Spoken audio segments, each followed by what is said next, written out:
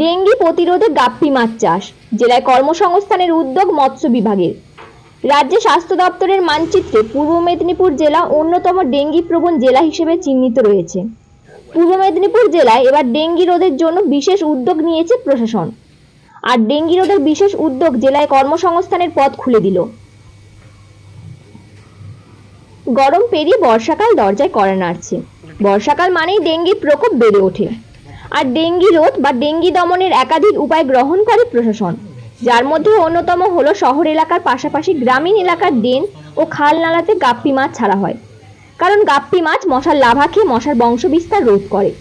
আর এই গাপ্পি মাছই কর্মসংস্থানের পথ দেখাচ্ছে। এখন একটা বড় প্রজেক্ট আমরা হাতে নিয়েছি, সেটা হচ্ছে ওই গাপ্পি মাছ চাষে। গাপ্পি মাছ মূলত হচ্ছে মশার লার্ভা খায়। আর পূর্ব মেদিনীপুর জেলা তো ডেঙ্গু প্রবণ জেলা, তা আমাদের সঙ্গে যেটা আলোচনা হচ্ছে স্বাস্থ্য দপ্তর 10 লক্ষ ডেঙ্গু গাপ্পি মাছ নেবে। তা আমাদের পঞ্চায়েত দপ্তরের সচিবের মহাসচিবের সঙ্গে আলোচনা হয়েছে যে পঞ্চায়েত দপ্তর যে মাছটা নেবে সেটা সিএডিসি থেকে নেবে। এই 10 লক্ষ মাছ আমরা উৎপাদন করব। আমরা সিএডিসি প্রজেক্টের ভেতরে কিছু উৎপাদন করব 2 লক্ষ, আর 8 লক্ষ আমরা এই জেলার যে 25টা ব্লক আছে সমস্ত এসএইচজিদেরকে ইনভলভ করব এবং প্রত্যেক ব্লকে এসএইচজিদেরকে নিয়ে আমরা প্রোডাকশনটা করব, যাতে ডিস্ট্রিবিউশনের ক্ষেত্রে সুবিধা হয় খানিকটা। কারণ বিভিন্ন ব্লকে যে লোকাল নিডগুলো থাকে ওই এসএইচজিরা ওটা সাপ্লাই করতে পারবে, তার ফলে আমাদের অনেকটা সহজ হবে জিনিসটা।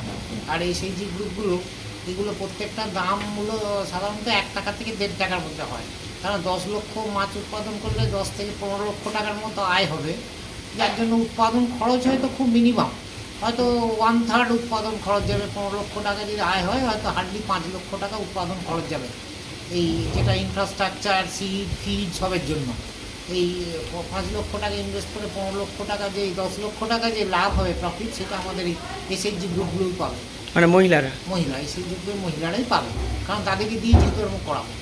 এবং তাদেরকে আমরা প্রশিক্ষণ দেবো। এই ভোট পর্ব পেরিয়ে যাওয়ার পর আমরা তাদের প্রশিক্ষণ দেবো এবং মাছের চারাও দিয়ে দেবো।